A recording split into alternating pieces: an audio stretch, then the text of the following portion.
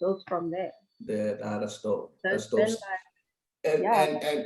and for you, starting from there, like, has it been a matter of seeing growth, or like as in a development, or things like, because honestly, I talk to a lot of people, and people are gonna be like, yo, motion video, I know nothing. I've never been on a commercial set. Obviously, when I volunteered, like at Media Film Service back then, when I was just a guy with a vision and a dream, it was like, yo, I just want to be, in a position of like learning and moving on from there. So I don't know even like the industry people, and it's sometimes something I look at, I'm like, so for you, like being in that space, have you seen, can you point out maybe like a development, or you can say things are really getting better, I mean, things are getting better for the fact that, so I made a feature film, and it was out in 2018. And in 2018, they had never, before 2018, there'd never been a Black female feature film in the cinemas. And in our year, there were 3 of us. So it was like, for something for so long to have not been in existence, and then in 1 year to be like boom, boom, shut up. That was a lot. And then I guess it's about now continuing that and like getting the 2nd and the 3rd and the 4th. And now it's like the onus is on us to push that. So that would be like the most basic way I can say it. Obviously there are a lot of different things that go on, but like for the fact that now we can say that exists in the world. We've proven that like we can do it. It's okay. Yeah. Shut up. You lose your money because no one watches movies, but you won't lose your money outside. You just I feel you. That's a good one. I got over back to you, man. Sweet. So to do the general introductions, this is the first time I'm meeting the 2 of you guys, Lwazi and Billy. That's the first time I'm meeting you guys. It's weird because I feel like we've met. I feel like we have. We went to AFDA together, but I don't know. Yeah, like I feel like you're the person that I know. Yeah. No, I had the same thing. I was like, we've met, but I'm not really sure. It was like one of those. It's like the same thing with Mzonke. When we saw each other again like 2 years ago, we were like, we know each other. Nah, for real. I think everyone knows each other. It's a tiny industry as well. So at some point you must have come across someone. All these faces look familiar somehow. Is it? I'm bad with faces. It's like, but nah, shut up, brother. Shut up. All right, guys. So let me just open it up properly. So I just want to welcome you all to the 3rd installation of our live chat, and the first one where we're focusing predominantly on film. In the past, we've done ones on different facets of the media industry and how people can use different mediums to hustle. We have looked at journalism as a way of storytelling. We've looked at music as a way of therapy, and trying to get people to think differently about the art and how they express themselves going forward. So seeing that we are in Youth Month, and yes, I do play to old tropes as well. Seeing that we are in Youth Month, I thought it would be a good idea to bring some of the people that I consider to be the next sort of movers and shakers in the industry, and people who are thinking differently in terms of how we tell our stories, where our stories are seen, and how we build an audience into one fold, so we can have just a general conversation about how we see the future of cinema in the country moving forward. So on today's chat, we have Motion Billy, we have Lwazi, and we have Mzonke who are joining us. And I'm gonna leave it up to them to do the general introductions. I'll start with Lwazi, because you are literally next to me on the box. Who is me? I am Mvusi. I am a writer and director for television, short films, feature film, and I'm just terrible at introducing myself in general. So that's as good as it's going to get. Fair. That's fair. That's good, actually. And Mzonke? So Kamalam Mzonke, but I'm from Flagstaff, from a tiny town. I make films and commercials. I'm a writer and a director. And yeah, I've been working for the past couple of years, past 3-4 years in the industry, both commercial. I've worked service, and I've just gotten funded for a feature just before the situation happened. Yes, sir. Yes, sir. Shout out to that. So yeah, on that journey as well. On that, I think it's difficult to get new voices in. You said limited space, limited amounts of money around for South African films. So I'm at the top of that journey and going strong. And only getting started. Yeah. And then we have Motion Billy, the father of cinema. Yeah. Hey man, like for me, when I talk about myself, it's like, yeah, I shoot music videos, but it's like I feel like I'm just here for young people. Like it's like at some point I tried working for people in the industry. I tried like I volunteered at Media Film Service when I started off. You know, I did a good 2 years there, then I went to school, and then it's like having to do that before school, it kind of like just opened up my mind, you know, like to a lot of options, you know. I still meet people like, yo man, why don't you do like in the film? But I feel like I know what I'm trying to do. Like I said, like my hustle is very impacted by where I come from. You know, it's like I can drive a Bentley in 2 years if I want, no lie. You feel me? But it's like every chance that I get and every money that I get, like we always try, like we have, like for example, the kids situation in college, or we had a march, or like on Wednesday, like all those things, we're kind of like just trying to, you know, uplift them people more than anything. But it's like I shoot videos, I've worked with like them Stogities, them MTs, J Smash, did some commercials, like AKA, you know, all those, you know, but like honestly, I haven't, like it hasn't been like things that are like, you know, super official, like let's say it's like a 250K type budget situation. It's still very much like, yo, people hitting me up direct, like, yo, we like what you do, we have this much, can you handle something like this? So yeah, that's me, man. But and the father of street cinema thing, it just came from, you know, I like people kept on telling me, man, your thing is different. Your thing is like, I was talking to a lot of artists that I listen to, like coming up, and like, oh man, what we like about your style is like just different. So I felt like, you know, it comes from that whole thing of like, I would like, for example, the shoot I'm coming from now, this kid like pretty much paid me nothing really, but it's like I came through and I delivered. And when he sees this video, it will be like he paid 50K, no lie. You know, and I feel like that's the street cinema, you know, you can't really explain what it is, but you feel it. You know, when you see that video, like, damn, there's some street like vibe. So that's me. I make that. So let's delve into that a bit. Start there, and then we can build sort of on that image, because I feel like that is like a good base to start, right? Yeah.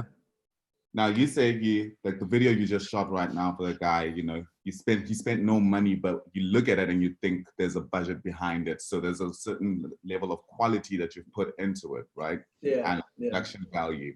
Yeah. So just on the street cinema sort of banner side, do you think that is like a good sort of way to start when it comes to exploring township cinema, exploring street cinema? Because I mean, we've seen like Lokshin films in the beginning, in the past.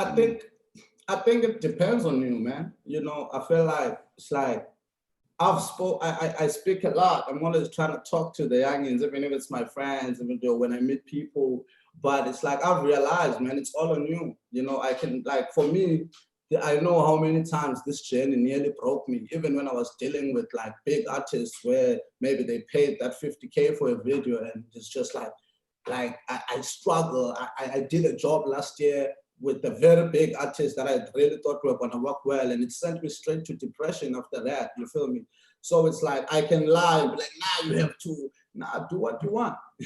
I knew what I liked. I wanted to do street cinema, not like, and when I say street cinema, I'm not saying it in that sense of I wanted to be just stuck in the streets. No, I knew that I watched like series like Mindhunter, like on Netflix. Like I'm a fan of David Fincher. I like his stuff. And I'm like, yo, I want to use this vibe on music videos. You know, obviously I don't have an area. I like, sometimes I'd be out here with like a Canon 7D, but like that we have to deliver. So it's like, I had to kind of like come with a formula for myself to make these things look good. Obviously, I'm into making money. I love making money so much. But also for me in the beginning, I knew that I'm developing a system that will work for myself until I die once it kicks off. And that's something that we're launching next month. So all that 3 years of hard work, 4 years of hard work, capping, you know, people lying to you, people stealing from you, you know, all that. And like right now, I can safely say that from next month onwards, like I'm trying to make sure my life's different when it comes to how I handle my business and how we gonna be working with artists, because we're starting like an initiative that is gonna be like a group of content for artists, and you sign a contract with us, like let's say a 6-month contract.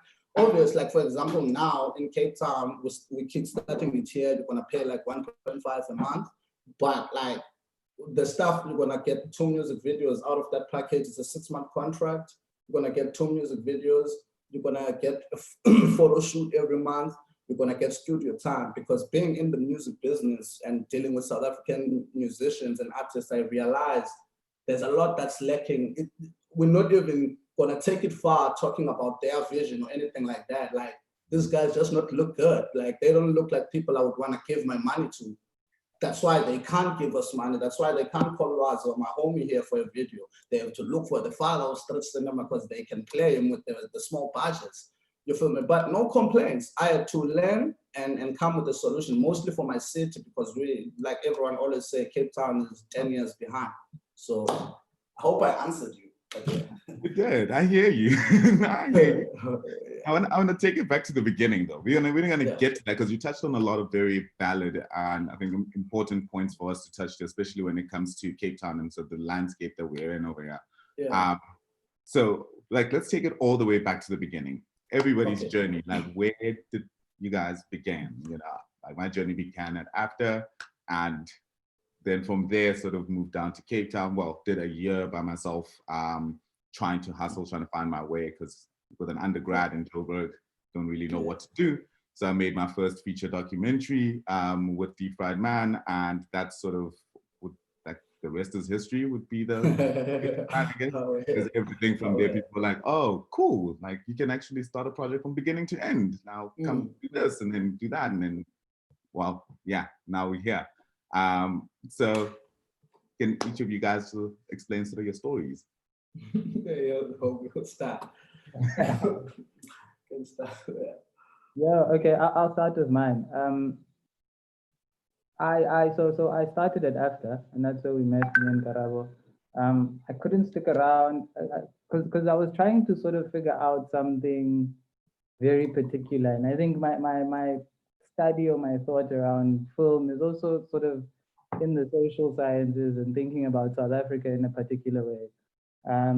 And so AFTA felt like a great practical learning ground, but I wanted sort of somewhere where I can theoretically start thinking about sort of what is the South African aesthetic, and what Motion really is talking about, this sort of like affordable cinema, the cinema of low resource, the cinema of sort of trying to make it work with very minimal, right? Trying to translate ideas of what the textures and thoughts and the ways of seeing that people of this country sort of have. So sharing the story so that it's not distanced, you know. And ironically, I ended up going to Los Angeles. I ended up studying in America. And what that taught me was that the system there, I guess, it wasn't best suited for economically for what we were doing here. It wasn't best suited for, you know, when you're thinking about exhibition and audiences. It wasn't really working in those realms, you know, because we were looking at cinema from a place of box office and returns and how can we make money off of this, but there was no certain proof of any formula or any way to do this. So my work and my thinking, so going from AFTA, going to America, I think in America I learned truly like the value of the things I wanted to do here back home, right? You go to America and you think that you're a step closer to cinema, but I think the lesson there was that it wasn't so much so about like being closer to where the movies are. It was much more about getting closer to yourself and understanding the things you wanted to say. It had nothing to do about, opportunity and sort of getting to the places where you want to go and getting into the companies you want to be in or places you want to work for. That's a careerist sort of view of trying to make films and trying to work in cinema. And we have to be practical. Money is important. We do want to make money from this thing. But I think my practice is still at a very early stage where I'm asking those questions of even now having gone through this funding process for the first time. And I'm sure Lwazi can tell us all about it. I've I've seen sort of through my first go, right, a film that it won't make money. It's very experimental. There's no audience for it. And not experimental as in its art house, European art house. It's experimental as in a South African film that's trying to ask the more difficult questions, trying to reflect a little harder, showing a little bit more reflexivity. And I don't even, I wouldn't define it as art house. It's far from art house. If you play it next to an art house film in Europe, it will look like a regular film. It will look like a regular story. But even then, going through this process, I've started to see where the checkpoints are. All of the critical checkpoints that sort of shape or define what cinema should look like in a country are all still very much. And I'll say this, it's very unstable to say it, but I'll say it anyway. I think there's an inheritance of many systems that operated in apartheid in terms of the thinking of how we send out funding, right? The thinking of who gets funding, the thinking of who it's available to, the process of where scripts begin and where they end, this tight relationship between government as an entity and then government trying to control thought, these two very separate things. So as soon as the government becomes the financier, they control the thought, so they can limit how much is said. And it doesn't mean that the people in the NFVF are anti-black supporting racist causes, but I think in their systems that run these big buildings sort of promote a certain type of cinema. And that's not always the best, right? Because in South Africa, we look at it from the point of view of an economic driver. The film industry is an economic driver. And so the work of the film industry will start to reflect that. So the quality of the films, the thinking, everything will start to become commodity because I can't make a film unless it's going to make a said amount. And so, yeah, my thinking, I guess, what I'm trying to get at is that my thinking is very much where Motion Billy is. Like, although I am going through these financing processes otherwise, I'm more concerned about like how do I develop a voice, and I use short films and I use commercial work and I use whatever I can, whatever I can make. And I think of my work and my practice as an art practice. And so I use things that are easier to get to. Because when you start working with, these big film funds, you're looking at 3, 4, 5 years of your life of like trying to convince someone that this thing that you're trying to say or these things, these pictures in your head are good, and are worth being seen. And South Africa is interesting because it is still a no man's land in terms of cinema, right? In terms of cinema history.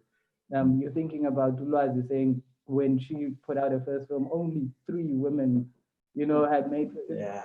Still very much in a no man's land. So the idea that there's a defined way of doing things is impossible because we haven't done all of the things.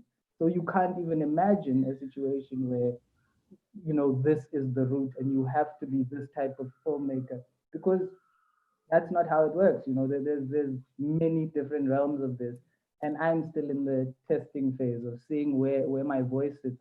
I'm very clear in terms of the direction I want to go, but it's again, how do we shed Americanism, right? How do we lose American genre sensibility and start to think about a film language of our own that can hold our ideas? Because as well, film has a lot to do with how people live. It has nothing to do with like save the cat here, the steps, write it like this, beat, beat, beat. Yeah, it has nothing to do with that. And when you start getting deeper into those ideas, like now you start thinking about what the black metaphysic, right? The black idea of what our consciousness is. We don't make films about just romance, right? Black life is everything encompassed. We don't get this whimsical escape. And I'm also curious to ask Lwazi, maybe I'm jumping a little ahead. How are you feeling currently, right? Writing in romantic comedy genre in South Africa. I think it's a complicated, complex, sort of weird thing. And I've been meaning to watch your movies. I haven't watched all of them, but I'm keen to have that conversation. I'm excited to have that conversation. But yeah, that's where I am. Like I'm the still in my conversation I want. phase. I'm playing. I'm figuring it out. Yeah, that's a conversation I want to like dig into as well with Lwazi. But I want to let her do her introduction and her journey. It's an interesting one, like the way It's you've an interesting explored one. character and There's a story. lot of very real things being said. Well, for me, I am from Durban originally, and all I wanted to do was write. And I realized that writing novels was not my portion. And I used to I did drama, studied drama in high school, and I realized that writing for performance was really that was my thing. Went to after. Um, it was hard. It was hard. There is hierarchy and there is a preconceived notion about who is going to make it and who isn't, who is worthy of falling into certain disciplines and who isn't. And I was deemed a isn't. And to get over that as someone who is very like A type, very used to achieving, very used to like, being that person, to kind of be made to feel and be told that, yeah, this isn't for you, was very, very difficult for me. But I was very lucky that I had parents who were very supportive of me and who were kind of like, listen, these people don't define anything for you. And also luckily my parents were academics and had money enough for me to continue studying at Wits after because I felt like I'm going to graduate and I don't know how to get a job. I have no idea how you get a job. So then fortunately from there, I was able to do internships and I was able to, and I wrote on like blockchain bioscopes and I was doing all the writing jobs that everybody else did not want to do because they were deemed less than, money was little, blah, blah, blah. And I just fundamentally knew that what I needed in order to work within the formalized sort of idea of television specifically, that what I needed was experience, that it didn't matter how many degrees I had. People who I work for have no idea how learned I am. They have no idea like how many degrees I have. They don't know, they don't care. All that this is a practical discipline and it matters what you have done. And so I did anything and everything. And the thing about doing anything and everything is that you meet people through doing anything and everything. And I met great people who were my editors and who were head writers and who believed in me enough to be like, okay, we have this, come through, write an episode, come through, write 2 episodes, come through. And literally my career it's just been that. I think in my first maybe 3 years of working, I worked so much with so many different people, and those are all the people that I still work with to this day. I very rarely have worked with people outside of the people I started my journey with. And so even when it's come to like, making my feature, those are the people that I made my 4 minute women in film movie with. They were like, girl, do you have a script? What do you have? And I took out my master script and I was like, yeah. And they said, we're going to work with you and we'll partner with you and push this through. So relationships have been really the thing that have helped me sort of get to this point that I'm at right now.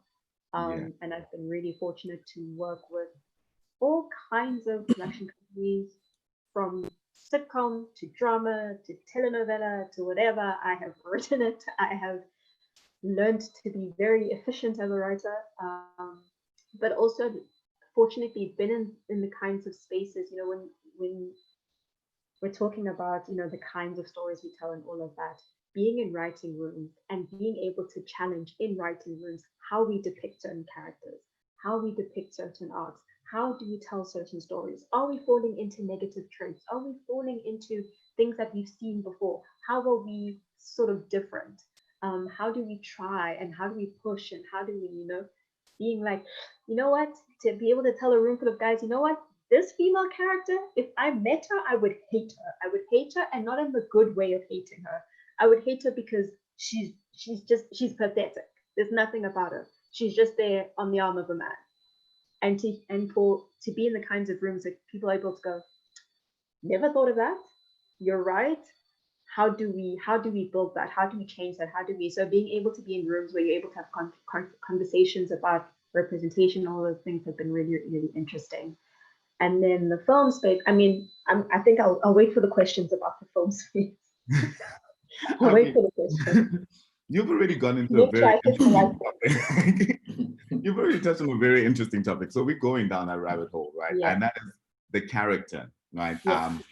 Sort of the image, because like I'm one person who believes that when it comes to South African series, we sort of find ourselves walking on a tightrope a lot of the times. You get the really in-depth, beautifully written characters where you just lock onto them immediately because you can see so much of yourself in them, regardless of where on the spectrum or as we like, you know, in SA, like LSM spectrum they're on. You just connect with the person because you find that humanity in them. And then you get the other side of the spectrum where the character's so one-dimensional. You're just like, I don't understand how this got passed, how this went through, how nobody in the room put their hand up to check anyone who wrote this to go, hey, like, please rethink that. Where do you think that mentality comes from for the one-dimensional character, that is? Where do you think that stems from, to not really dig deep into a character? No, they talk about diversity in American writers' rooms, and diversity is just as important in South African writers' rooms. And this comes from race, it comes from gender, it comes from sexualities, it comes from, you know, different religious backgrounds, cultural backgrounds. That is when there are more people who, the widest scope of type of person you have in the room, there's bound to be one person who's like, guys, the way we're working this character or this storyline or the ability to have that conversation comes from people who have an understanding of different walks of life. The second, there's too many of one type of person who sees things in one type of way. That's when the representation gets a bit wonky because it's hard to speak to something that either you haven't experienced or you don't know people you've experienced and have had those conversations with. So in my experience, that's what it's been. It's just been having different kinds of people in the room who are custodians of different types of representation, whether we like it or not. I don't want to be the girl in the room, but sometimes you have to be the girl in the room. Sometimes you have to fight for the female characters. It is what it is. You can't be like, why? I'm so put upon. Like, you're there, do your job. So I think that's very important when it comes to writers' rooms, for sure. Yeah. And so when we spoke the last time, we had a very interesting angle on that. You want to explore that a bit more as well? I think it's diversity, right? And I think, I also think, and the conversation I had with you is that it even in rooms with representation, if the mechanics of what the writer's room is supposed to be doing, so the output of what the final thing is supposed to feel like, if that goal isn't sort of centered and clear and people understand where they're headed with characters and the thinking behind them, then you can even get anti, you know, like Black writers that write in an anti-Black manner, or women writers that write in a, you know, in a patriarchal manner. It's like you can still find, so if those confusions are still there, when you're in these rooms and you're thinking like the goal isn't clear, that's where the problem is, right? So my thing is constantly like, are we inheriting too much of this American sort of genre material as the core idea of our cinema? Because those are just ideas on treatment of story, right? Those are modes. So those genres are just modes that have been categorized and placed and over the years made and remade. I'm interested in how characters live in a world that's not bounded by those sort of, you know, those sort of ideas. And how do we break characters away from just circumstance and plot and bring them closer to something that we can recognize, feel, engage? And there's no clear answer for it, but I think characters are people that, like you said, you have to see it from every angle possible. Research is a big part of it, and I think a lot of characters are under researched. You know, you watch South African TV, research kills many shows, because I think the basis for someone existing, when you're writing, you're not God. Right, the basis of someone existing, when you write and you don't create the basis already exists, These people are in the world. So if you're writing a queer character, these people are there. You're not God. And so the material comes from the real world. You know, the material comes from us and our engagements and the way you talk and think and do things. And something just can't, I don't think it's something you can teach, you know. You can sit in the writer's room. It's like, are you open? Are you listening? Are you thoughtful, right? Are you thoughtful towards these people that you're engaging every day? Are you aware of yourself? And so those sensitivities, I worry sometimes, is like, do we have those sensitivities at the core of every writer's room in this country? And my answer would be no, right? Because there's a lot of like heavy sort of bulldozing over people and identities and thoughts and ideas. Even, you know, I want Motion Billy to speak about this, how we characterize Ilogish, right? How we think about Ilogish, how we think about the proponents that make up our existence ourselves.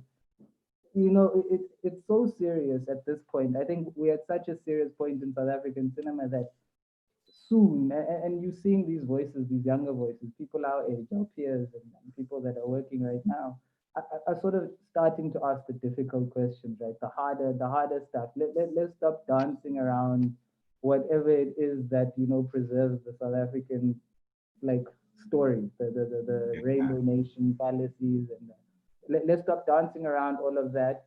Let's start focusing on speaking about it. And I think a lot of what I think when I write characters is that I'm not writing characters in a South Africa that's hopeful for a better South Africa, which is the South Africa that characters have been written in for years, right? You writing in that context of like, you know, South Africa will get to a point where South Africa is better. So when I write black and white relations, I'm writing a particular thought, I'm writing in a particular mode. And that goes across the board. So I'm writing in a South Africa that is.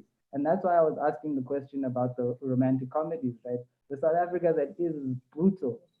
It's brutal. Dating doesn't mean the same things here as what it would mean in America. Dating, engagement, utando in general, right? The idea of utandana is a completely different metaphysical concept from dating. And I'm going out in the city and I'm going to date and I'm going to, you know, those are two different modes. And so how do you write relationships, Alokshini? How do we think about all of these things on a much deeper level than just photographing Black people or being Black people that are writing about Black people? And so for that reason, you know, we've ticked all the boxes. Have we ticked all of the boxes, really? I think that's the struggle, and we're all trying to figure it out. Yeah, I think that's as much as I spoke to you about last time. But that's where my thinking is, like, are we writing these people that we know accurately enough? Are we thinking about it hard enough? Is it to our own sort of forms and formats that we're writing characters? Or have we adopted that, oh, an evil character has to have a scar that runs across his no, this is an evil character. Have we adopted of American TV, of American sort of convention? Yeah. Billy, what do you have to say about that? Because you operate very much a Logish, right? Like, yeah. You found a way of really presenting a Logish in an authentic yet sort of borderline polished way. When you look at Love and War, for example, man, what you did with Stogie T, like you managed to present a very well, like in my opinion, the characters that you built in that were archetypes. You didn't just go, this is a stereotype of a poor person living in nature. Like, you know, there was a whole story behind that portrait that you sort of presented there. So what do you think of the representation of Logishi in cinema and TV? I mean, I think like, because also when I was growing up, it's like, I disconnected, man, with a lot of things, you know, because I was just so into like what I wanted. Like, I was not really like, because also obviously like you watch TV, kind of like keep saying the same thing. Like I feel like in South Africa, it's like even like Umaz, with all the roles that followed, they were not too far from, you know, it's like sometimes, you know, sometimes I would pick that up, and I feel like also it's as much as it's like platforms where like, okay, people would just maybe watch Generations or anything like that.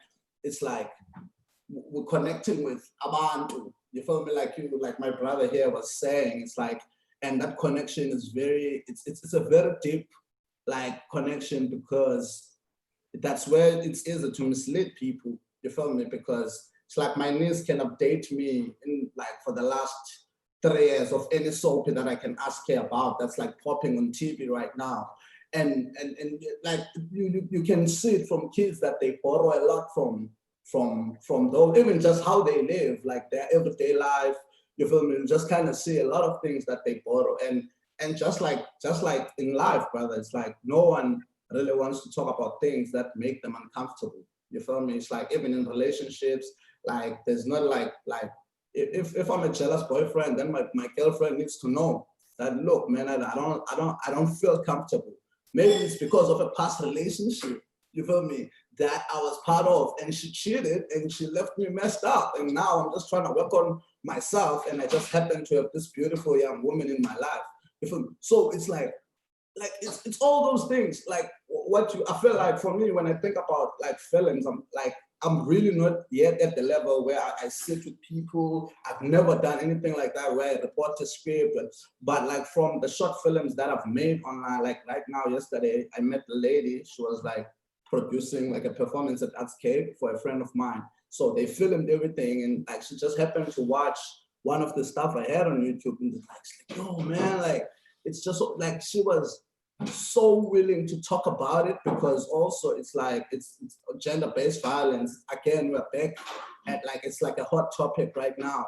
And I feel like the way when she watched that film, because when I did that film, there's no woman dying. Actually, it's just like it's like a township loves type situation.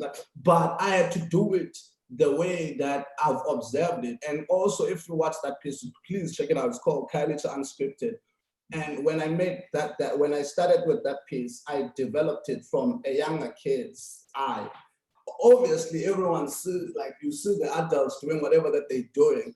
But for me, when I made that film, I was just like so pissed off about the things that I went through as a kid in the township, the things that I saw from outside to my family. And when I would go back right now and ask my parents about them, everyone doesn't seem to want to talk about those things. Like last year, my girlfriend was in hospital, mental illness. I had to go through to Sangomas for the first time in my life. Like, also, I'm asking my parents for help. I'm asking everyone. My parents are like Christian, heavy Christian. So it's like, to me, film is that. My life at that time, I was so confused, brother. I sat down with a Sangoma guy who was telling me, like, even candles, I didn't even know candles have different meanings. And that's what our films need. Like, we need to, like, for me, it felt like, like that whole time, my woman was in pain. It was hard. I was crying for like 3 months myself. But the stuff that I learned, like right now, I just wrote a treatment from someone in Toronto. And the whole video is really inspired by what I went through last year, but it's the video itself and the song is very about like, when it's like mental illness and stuff. But it's a very nice song, it's like an Asian lady out there. And when she saw the treatment, she was like, wow, you literally just took my song.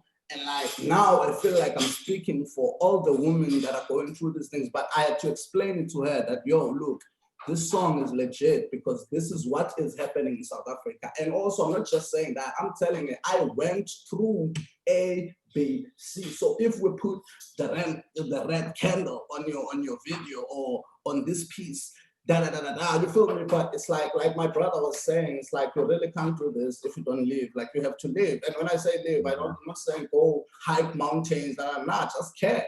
Also just like look deeper into things. Like right now we live in a time where like we have like Twitter and all these things. And like I feel like every filmmaker that cares, you kind of like just from there, you kind of like see how deep in we are in trouble as a nation.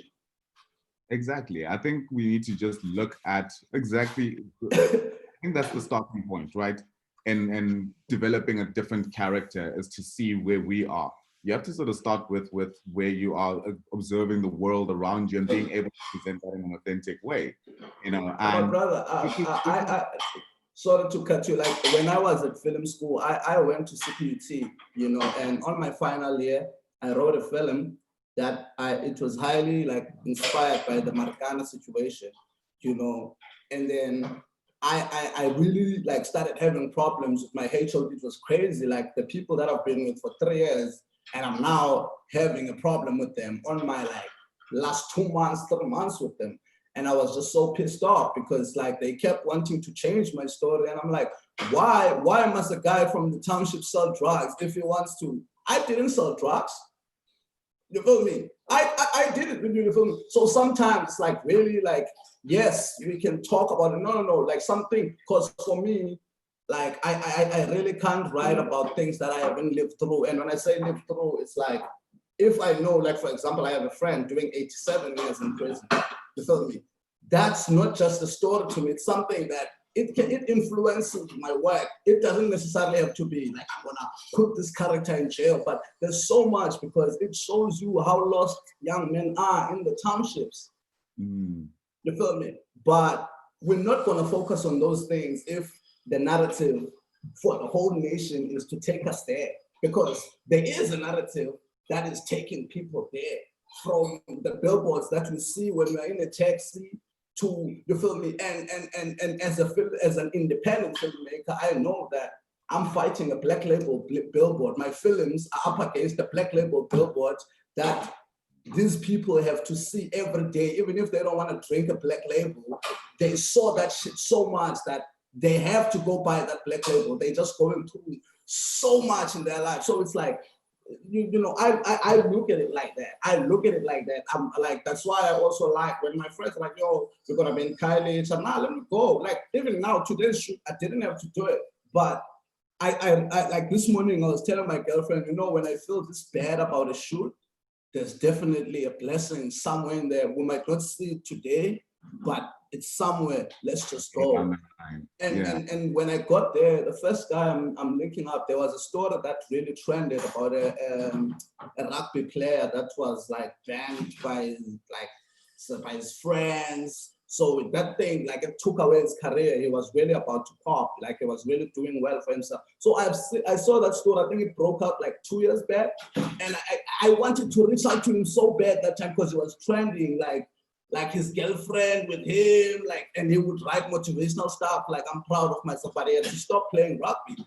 So I get there and I see this guy, you feel me? And I'm like, damn, man, I'm shaking his hand. I'm telling this guy, and he's like, yo, man, I've been wanting to DM you too. And I'm like, I'm sitting there and I'm like, you can't lie to the people, because also that's also something else. Like, why would this guy want to DM me? I don't have money for him.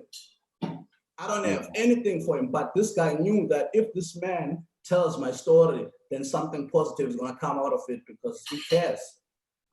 But it's the story, right? It's going to the untold story, right? And this is why I want to dive it more to Lwazi as well, because you've broken ground on two occasions, right? The first one was lockdown. I was like, nothing like that has ever been seen in South Africa, where you're exploring sort of the life of a female prison, what it's like inside, and sort of building those characters so they're also not stereotypical characters. You can still tell that there's a lot of depth in each and every one of them.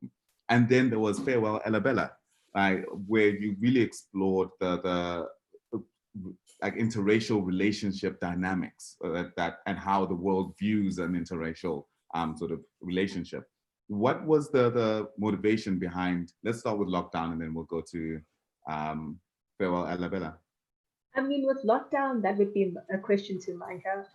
That his brainchild and everything else. And by the time I came into it, we came in season 4 and season 5. And I think the thing that's interesting about coming into a show that late is that these days, a show doesn't get season 4 and season 5. A show is lucky if it gets a season 2. Very, very lucky. And anything beyond that is tough. So to come into a place where it's like all the stories have been told, what more is there? And the choice that we made was to actually really go into these characters and really exploit what the first 3 seasons had explored about their relationships with each other. And we just decided to go back to that. And there was so much to mine in that and to use in that. And I think sometimes what happens is we get seduced by plot, and we get seduced by what can we do? How can we, go bigger and we do, every season lockdown is bigger and bigger and bigger, more crazy. But I think the thing that keeps people there is those relationships. There's so much history in those relationships. and delving into those and exploring those and focusing on those and letting those be the motivation for whatever happens on a plot from a plot standpoint. That's the important thing. I think that was the thing that really was our challenge, well, my challenge, but our group's challenge coming into it, to do that and to tell, you know, obviously a full female cast where they are the bad guys, they are the heroes, they are the villains, they are all of the things at once. There are no female stereotype things going on over there. And so there's a freedom that comes with writing that, which was really interesting, because I'm someone who doesn't, and this is very true of me and Bella, I don't always think, I just write. And I'm not thinking about, oh, these are female characters, or oh, these are interracial, you know, this person's black and this person's white. And I think it's just, and sometimes that works and sometimes that doesn't work, but I think it's just a thing where I'm just going wherever this character is telling me to go, and I'll just go there and hope for the best with that, and not censor myself in terms of that thinking, because I'm like, I'm free, I mustn't now like sort of try to box it in. So I think moving on to Farewell, I mean, Mzonke, what you were saying in terms of like, Farewell Ilabella is not an indie film. It is a road trip film. It is a genre film. But the way that it seemed was like it was so niche. Like it was so niche and it was so indie. I'm like, everything that happens in any road trip film happens in this movie, guys. Yes, it is emotional. Yes, it's about a girl whose dad dies. Yes, true. But it's not anything that's remotely art house. It just isn't. But that's the reality of it. Even in an American thing, the fact that now, I mean, in the 90s, what was considered to be an indie, and now what's considered to be an indie. Now, if something is not a superhero film or a broad comedy, it is an indie. How? How is a drama an indie? How? Because it's not hitting the box office hits. How is something that's offbeat indie? How? So even when talking about like modeling ourselves, and that is a problem, it's a strange thing, because from a funding point of view, I think we model ourselves much more on the European market than the American one, because the American one, government doesn't give you money to make films. But we model ourselves on the American one when it comes to how we tell those films and how we sell those films, which is ridiculous, because not even the Europeans do that. Not even Asians do that. Like nobody else does that. So it's a strange disconnect that does happen, because it's like you are investing in filmmaking, but you need to invest in it culturally. You cannot invest in it for like to get money back, because we have an understanding that South Africa in a South African context, film is about culture. It's not about making money. It's very rare for a film to make money. And no matter what we do, you can hit that 3-act structure, you can hit that hero's journey, you can do whatever you want, babe. It's still not going to make 15, 20 million rand at the South African box office. It just isn't. Yeah. It just isn't. That's what happened. And that is the strange thing I think that we have right now is, you know, our model, we don't even understand what our model is, and therefore we don't know what it is that we're trying to do. So even now as a filmmaker, yes, do I want to see my film in a cinema on a big screen? Of course. But is that the way in which I can get my film to people? Probably not. So now that we have other platforms and other ways, you've got YouTube, you've got, you know, all the online streaming platforms, you've got all these other things going on. I mean, there's been so many like small festivals and stuff that have called us from festivals we've been to, that have called us and been like, we need films. There was we got an email about them screening films for refugees, and they're like, we need films, can you send your film through? It's like, that's what you want. You want people to see your work. How they see it is how they see it, but you want people to see your work. And I think as filmmakers, we need to sort of let go of sort of the vanity of having our film on a big screen, because the world over, that's not true anymore. That's not a thing anymore. The world over, internationally. And also, South Africans don't have that market. It does. And not even market as in like people to sell to. I think even just passive audience in South Africa is questionable, right? The idea that there's there is no movie going culture because there has been no South African cinema that's been true to that experience. And so it's not something that's an option to leave my house wherever it is and go somewhere and pay 80 Rand for a ticket and then have to pay another, 150 Rand for popcorn and drinks. And then I'm going to walk in there and I'm not going to see myself. And so there's a scary element in that, right? So every once in a while, there's things that cut through. Like you said, there's these things that are called independent and and all of that, and they're given all of these labels, and they come in and they do. These are films like any other film, and they do that work and they figure it out and they do the business. It doesn't really matter, right? No one's getting rich off of this. No one, no one's quitting and moving to an island. That's the bottom line. And so where, like you said, where do you focus it? It should be a space of cultural output. It should be a space of like, how does South Africa get to see itself? And I don't know if we understand truly, and I don't know if the government understands truly how important it is for people to see themselves, to recognize themselves, to think about themselves, to have a certain level of reflexivity. And that's what art offers, right? And so you have these communities that have been rendered completely artless, right? And that's in school, that's in all you're seeing is your SABCs, and there's some good stuff that you may catch. But overall, your world is very limited. Like I only came into contact with art in my older years, right? Like real sort of contact or engagement with art or what it means, even movies, even caring about movies, right? I wanted to do sound engineering, and the reason I went to AFTA is because my dad was like, "You're not going to FE. That's not a real school." So it was like, go to AFTA and see what they're doing over there. I don't know what you're gonna do, but figure it out. So even then, those were my first, like I watched films like everyone else, but my first real exposure to like, oh, there's a maker here and there's a voice here and there's someone talking, there's someone authoring this entire thing. Those were in my older years. And I think that's tragic, right? Because that's not how you're gonna build an audience. You're not gonna build an audience of like first time watchers of film that are now, you also need to give the leeway for people to engage. I also think film has to stop being such a highbrow, out of reach sort of idea, right? For people that are in our communities. Film speaks about people, so it's about everyone.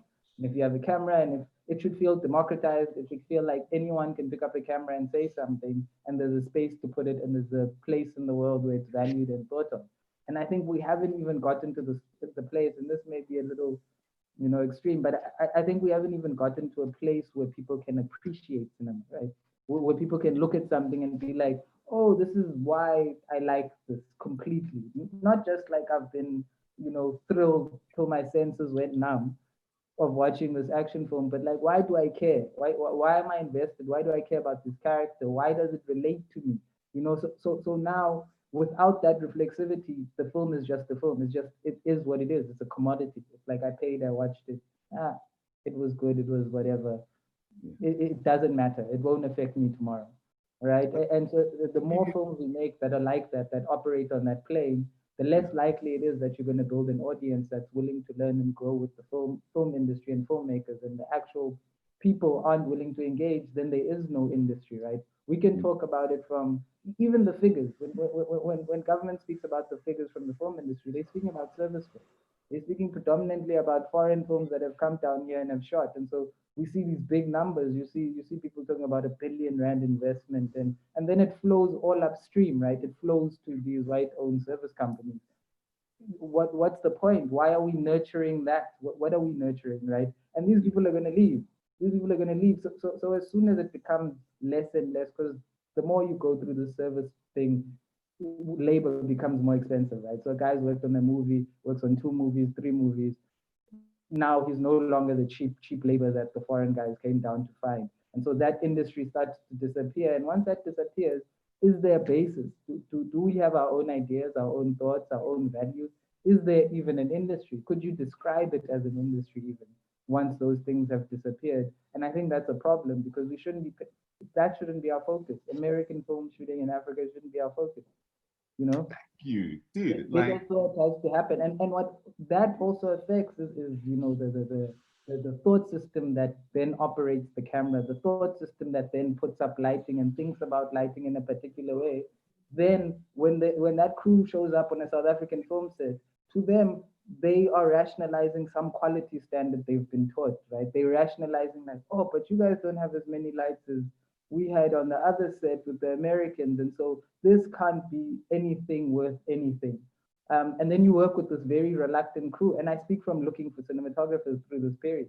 You work with this crew that's very reluctant, that's very dependent on like what technical things are there. You know, the camera has to be a type of camera, the lights have to be certain types of lights, things that are expected, right, from this crew that's been, you know, they've been gifted all of their things that they want in the world. And so they show up on the South African film set, and the value system where they place value on the film, they don't come and read a script and fall in love and go like, oh, I can't wait till people see this film on screen. They go there with the same imperative that you have when you go on a service set. They're going like, oh, I'm not even going to read the script because I know I worked on service. I'm not even going to find out what this is about. I'm just going to show up to work tomorrow, and this is the job, you know? And so Yeah. it changes the thinking around people that are the makers. It completely warps the thinking of the makers. Even the fact that central to our you know, making in terms of directors and everyone is commercials and that type of work. It really warps the way you view story and the way you approach story and how sensitive you are and the compassion. I think I was watching these online film school things, and I think they're great, they're important, but they teach from such a technical point of view. Film is like emotional, man. Like I can teach you that, oh, when you're on set, you're supposed to have a Leatherman and da da da da. Those are very practical things that anyone can learn. But there seems to be a disconnect between the narrative of the country, which is complicated and nuanced and, you know, very, very versatile, and the conversation happening in rooms with film people. It seems to be two completely different things. And yeah, I'm wondering where those things meet. I'm wondering where we connect, you know, these ideas, I guess. You know, I'm the way I'm thinking about it is that maybe the connection then starts to happen with, like, if we think about who our audience is, right? And then we think about, like you said, distribution platforms to getting to our audience. Like Lwazi said earlier, you can't expect your film to make that 20 million. It's not gonna happen. You can't expect your film to be like it happened once, you know, like we had Leon Schuster, and then like years later we had Tabang Mule.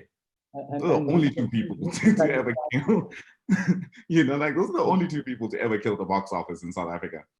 Everything else that's happened in between has sort of, you know, it's been its peaks and troughs and all that.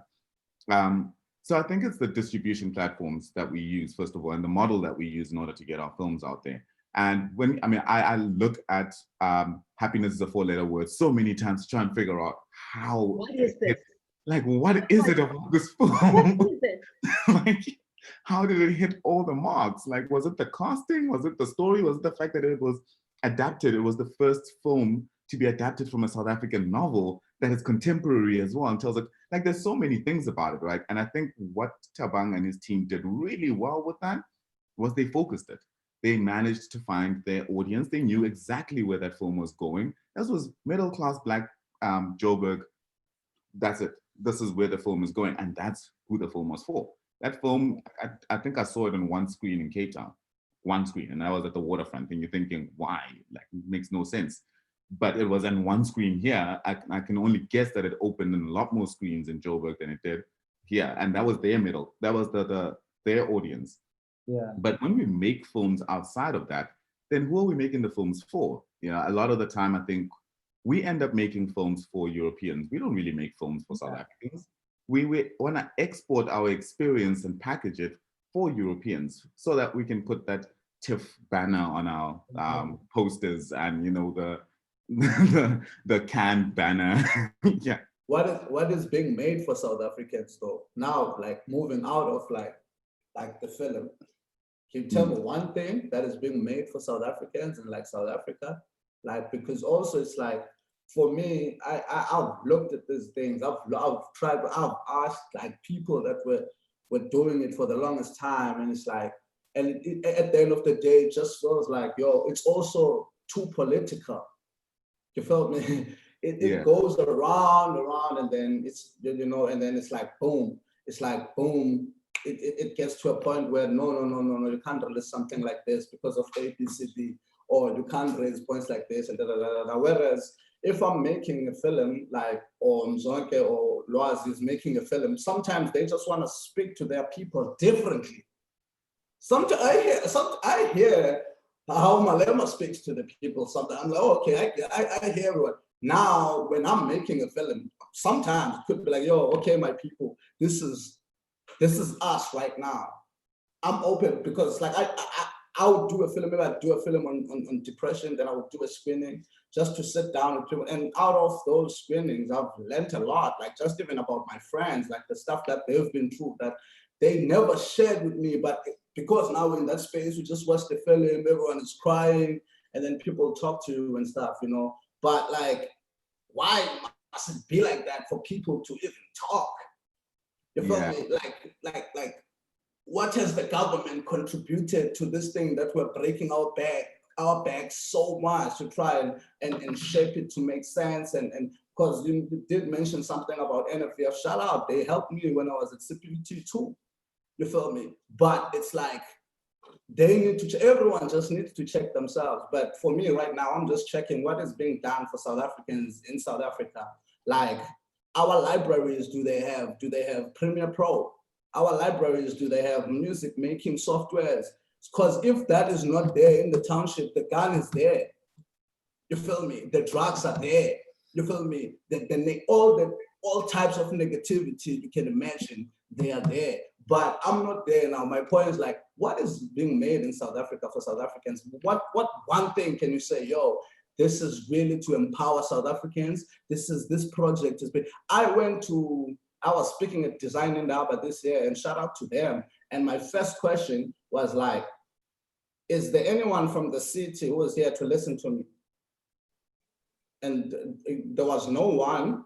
And then on top of that, all the people that are here are the people that usually come to my workshops. Then I should have went to college to speak to these people. Why are we in town?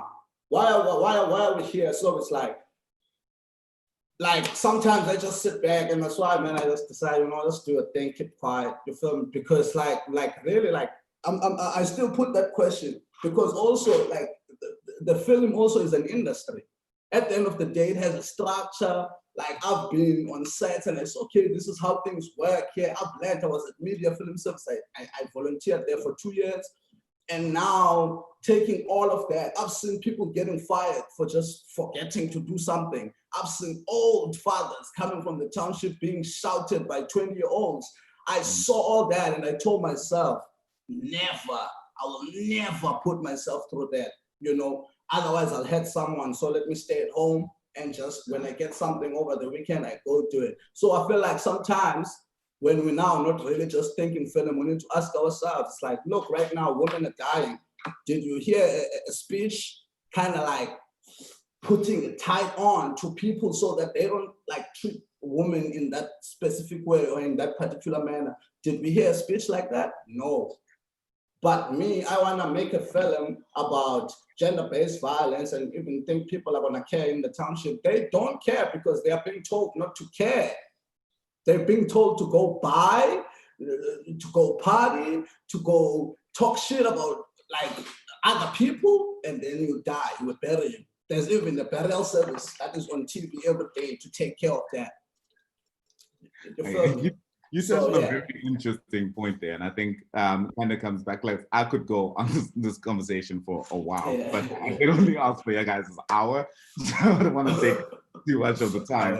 But I think the three of you guys touched on a very interesting point, right? And it's that, and this is something that a couple of years ago we had a sort of stakeholder engagement with the what's it called, City Varsity, and they asked like a bunch of filmmakers from around Cape Town just come into the space and sort of talk about what is needed in the industry, where we need to be looking next. What do we think that they ran us through their curriculum, and they were like, what do you guys think that we're doing incorrectly or we're not touching on that we should be looking into in this curriculum?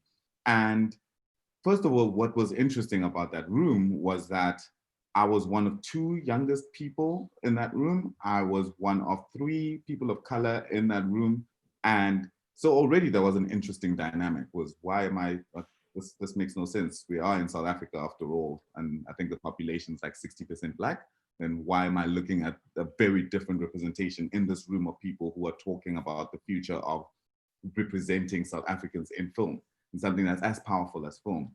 But there was one good point that I think it was Duman Tuli who brought it up, and he said, we are a country that is creating people who work in film. We are not creating filmmakers.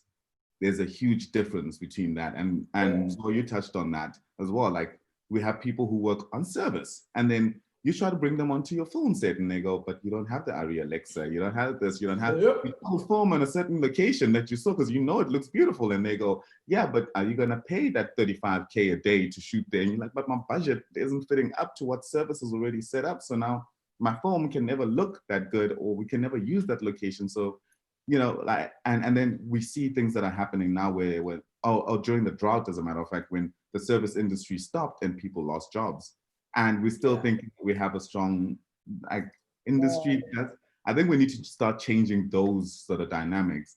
So I want to ask you guys to put out a challenge to, because there's going to be young filmmakers who are sort of watching this, who are part of our community. And what would be the one challenge that you want to put out to that young filmmaker right now who is probably sitting in the same position that you're all sitting at 21, trying to figure out what the next move? Mine would be to say, don't be complacent. Just do it. Just do it. Honestly, like, there's more technology now than there's ever been. Really, honestly and truthfully. And even me as someone who is working, I know how complacent I am in terms of my own stuff, because I am busy, stressed about keeping the lights on in my house, which is a very real thing. But if I have half a day to go out and shoot something, go do it. Just go and do it. Yes, so please. I put that out to them, and I put it to myself as well, to just be like, because that's how you develop your voice. That's how you develop your technique, is by doing, you know, the 10,000 hours thing. I think that's a thing. You have to do it in order to know what the hell you're doing. So don't be complacent. Don't wait for other people to do it for you. If you have stories in your head, write them down. You don't know who's going to come along at what point and be like, because trust me, no one ever wants a summary. They want a script that's gone through 2 drafts. So if you have time and you're sitting there, write your script. Go out there and shoot. Do it, because if you have something to show, is better than a dream that's in your head. No one is going to fund the dream that's in your head. No one is going to put that dream on a platform. You can't put a dream on a platform, but you can put something that exists on a platform. I love that. That's so quotable. I am going to put that on a quote, and it's going to be like that's done. It's going to be like the driving force for CYF for the next year. Done. You can't put a dream on a platform. And so, do you have anything to say, Hobie? I think just in adding to what Lwazi is saying, I think just an industriousness. Become the industry that you're imagining. There's this great talk by Jay Duclas, I think, or Mark Duclas at South by Southwest. And the talk is called The Calvary is Not Coming. And it's about their journeys, right? About this idea of, like, they went and they spent $19,000 on a film, and they thought, this is going to be the one. This is the one that travels the world, that makes us who we are. That film ended up bombing, not getting into any festivals. They went home super depressed. They ended up recording something on a answering machine. I think it was just like a repeated trying to record an answering machine done on a camcorder. That was the first thing that got into Sundance for them. And even then, you know, you go in and you think, oh, finally people know me and will know who I am, and they'll care and they'll buy all of my work. Again, the Calvary is not coming, is the realization. So now that you've done it for 50 Rand and you've managed to shoot something, edit it and send it out, now take it for 500 Rand and go do something much simpler again. See how long you can work outside of the bounds of industry and ideas, where your ideas are going to get whittled down and, you know, taken apart. Give yourself the confidence first. Go grow in yourself and go make stuff and go test ideas and think hard and fail at them and hate the things that you're making and go back and try again and figure it out. And use what you have. It doesn't matter if it's a cell phone, it doesn't matter what it is. Start from where you are. And I think that, the cavalry isn't coming. No one is going to show up to save you. No one cares that you have a script that's amazing. No one cares that you have these ideas. You need to put it down on paper. You need to deliver it. You need to work for it. You need to go ask the people. You need to go through these systems if that's the route you want to take. And you need to fight, be ethical in your filmmaking, be seriously ethical, be principled. Trust your ideas as the valuable thing in the entire equation, your thoughts, your ideas, the film itself is made up of those. And so trust that and really grow within yourself and make things that you care about. It's not worth going just to make a film. I think Lwazi may attest to this. You could probably write the perfect script that you know can get made. You could probably sort of be like, if I angle it this way, if I promise these types of castings, but if it's something that you don't care about, then it doesn't matter regardless. You're gonna go through a very strenuous process just to get something made. And it's not worth it. It's not a, take a principled approach, think about consciously about the thought systems in your work, the way you're imagining people. Take yourself seriously from the very beginning. Take yourself very seriously, care about what you think. And I think people get on board. Everyone is just looking for someone to trust, especially on a film set. True. Thanks, the guys, they said everything. I feel like that's it. I mean, the one thing I can add is that all of that is not going to happen if you're not disciplined. You feel me? Because you're going to have to say no to yourself and no, imagine a no being a no to you. You feel me? And a yes being a yes to you is like, you feel me? So it's like, I work with a lot of young people. I work with like a lot of, and I'm happy because these people, like, they are from the township. And the one thing that I always just get to, and it just breaks my heart, is how ill-disciplined these guys are, and trust me, you can't stay up for 3 days trying to make an edit work if you're ill-disciplined. You feel me? So that's just that, man. That's key. And discipline is gonna push you to work with Sisi here and to work with Buti here, even to work with me. That's all I need. I just need people that discipline. So discipline and do everything that the guys said you should do and stick with. Everything should be fine, man. Everything should be fine. Show up when it's time to show up, man, and do the work, right? Yeah, do the work. That's it. There's no tricks. No starts. No starts. Just work out, think, try hard. No other way. Guys, I wanna thank you guys so much for joining us on this. I really do appreciate you guys taking the time to come and sit and talk to me and really like break down, I think, things that we've thought about, and we know that there is a serious, like, we all love what we do. I tell people every day that I work in an industry where my hobby is my job. So I'm playing every day. I never feel like I'm actually at work. So I'm probably like the worst person to go take it seriously because I don't, but at the same time I do because it's all I do. Yeah. So there's no way I can't take it seriously, but I always feel like I'm at play every day. And I think that's also like an interesting point. It's just really love what you do. And I've got hope, like when I look at the three of you guys' careers and I'm sort of following each and everything that y'all do, it gives me hope, man. It gives me hope that we can really build a very strong industry going forward, and we can just find different business models to getting our films out there and ensuring that it actually reaches the masses that it's supposed to. And we build a really strong industry that, I'd love my kids one day to be in the film industry as well. Obviously they can do whatever they want to do, but if they do want to end up in it, I would love for there to be an industry for them to get into. And right now, it's sad to say that it's a scary reality that we don't take care of it already. But thank you guys so much for joining us in this. And yeah, if in the future, coming back when we can actually do the festival in person, hopefully in October, it would be great to get you guys on panels and see where we are, how we can get forward, and just to actually build on it. But thank you all very much. Shout out. Thank you so much, everyone. All right.